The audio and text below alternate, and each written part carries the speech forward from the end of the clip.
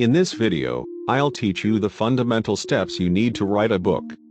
I've worked hard to make this easy to digest and super practical, so you can start making progress. 20 Golden Rules. Hello there. What's the question? Welcome to channel. In this channel, we answer all kinds of questions. We will answer all questions searched on YouTube. A reminder before moving on to the video. You can subscribe to the channel and open notifications to support us. Like buttons are there to show how much you like my videos. Show them now. So what is the question of the day? Let's take a look together. Hop.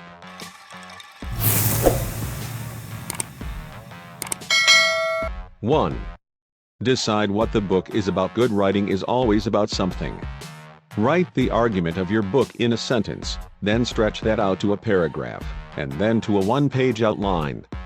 After that, write a table of contents to help guide you as you write, then break each chapter into a few sections.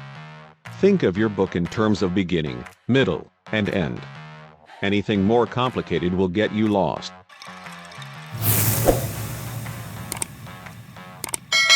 2. Set a daily word count goal. John Grisham began his writing career as a lawyer and new dad. In other words, he was really busy. Nonetheless, he got up an hour or two early every morning and wrote a page a day. After a couple of years, he had a novel. A page a day is only about 300 words. You don't need to write a lot. You just need to write often. Setting a daily goal will give you something to aim for. Make it small and attainable so that you can hit your goal each day and start building momentum.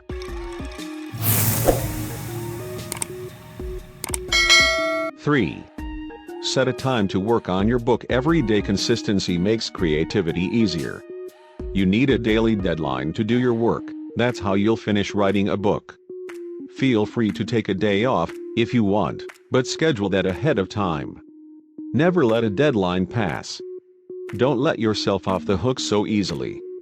Setting a daily deadline and regular writing time will ensure that you don't have to think about when you will write. When it's time to write, it's time to write.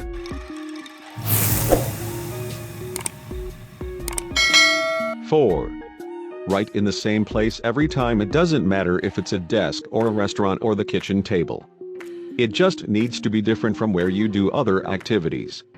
Make your writing location a special space, so that when you enter it, you're ready to work.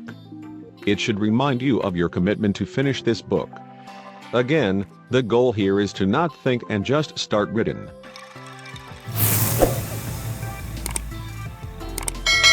5. Set a total word count. Begin with the end in mind. Once you've started writing, you need a total word count for your book. Think in terms of 10,000 word increments and break each chapter into roughly equal lengths. Here are some general guiding principles. 10,000 words equals a pamphlet or business white paper. Read time equals 30 to 60 minutes. 20,000 words equals shorty book or manifesto. The Communist Manifesto is an example of this, at about 18,000 words. Read time equals 1 to 2 hours. 40,000 to 60,000 words equals standard non-fiction book/novella. The Great Gatsby is an example of this.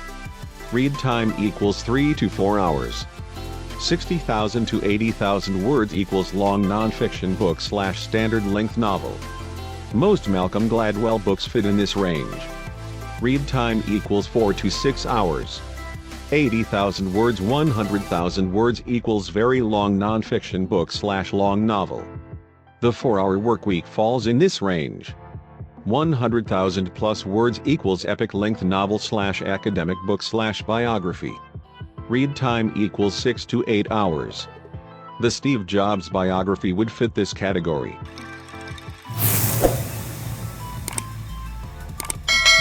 6. Give yourself weekly deadlines. You need a weekly goal. Make it a word count to keep things objective. Celebrate the progress you've made while still being honest about how much work is left to do. You need to have something to aim for and a way to measure yourself. This is the only way I ever get any work done, with a deadline.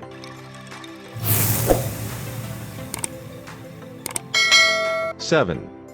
Get early feedback. Nothing stings worse than writing a book and then having to rewrite it, because you didn't let anyone look at it. Have a few trusted advisors to help you discern what's worth writing. These can be friends, editors, family. Just try to find someone who will give you honest feedback early on to make sure you're headed in the right direction.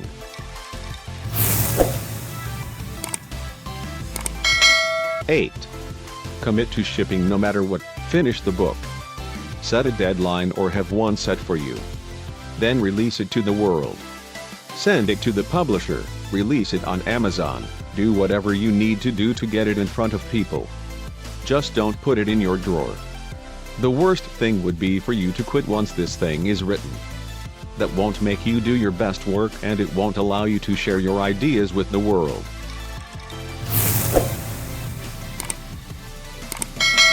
9. Embrace failure as you approach the end of this project. Know that this will be hard and you will most certainly mess up. Just be okay with failing, and give yourself grace. That's what will sustain you, the determination to continue, not your elusive standards of perfection.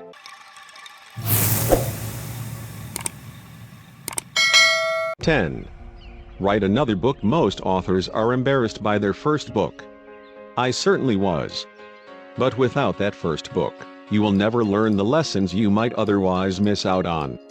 So, put your work out there, fail early, and try again.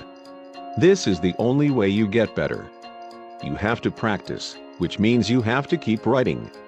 Every writer started somewhere, and most of them started by squeezing their writing into the cracks of their daily lives. That's how I began, and it may be where you begin, as well. The ones who make it are the ones who show up day after day. You can do the same.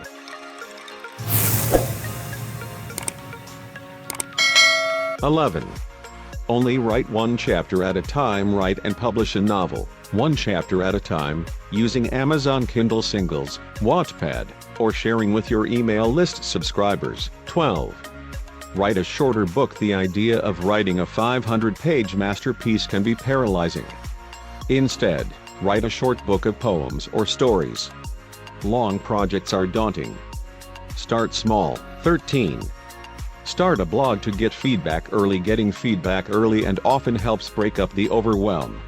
Start a website on WordPress or Tumblr and use it to write your book a chapter or scene at a time. Then eventually publish all the posts in a hard copy book.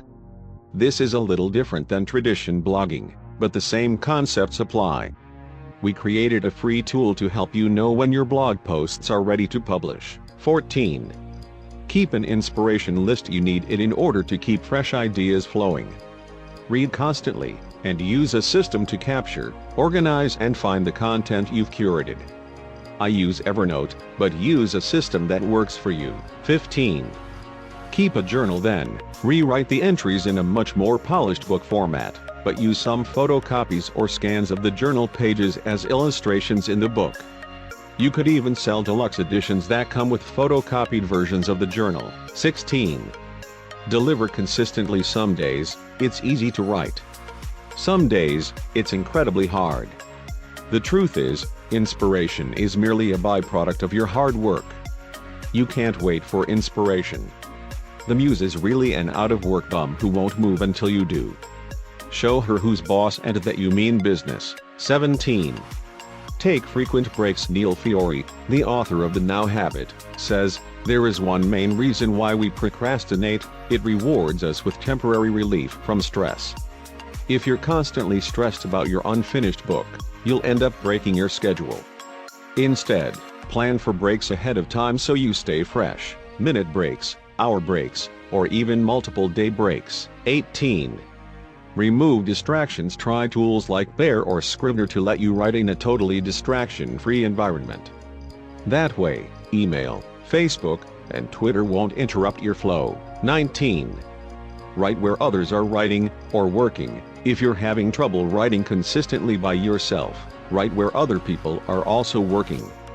A coffee shop or library where people are actually working and not just socializing can help. If you're in a place where other people are getting things done, then you'll have no choice but to join them. 20. Don't edit as you go instead, write without judgment first, then go back and edit later. You'll keep a better flow and won't be interrupted by constant criticism of your own work. And you'll have a lot more writing to edit when it's time to do so.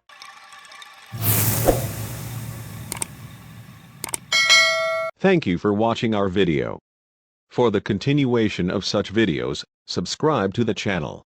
You can send us a question in the comments section. Goodbye.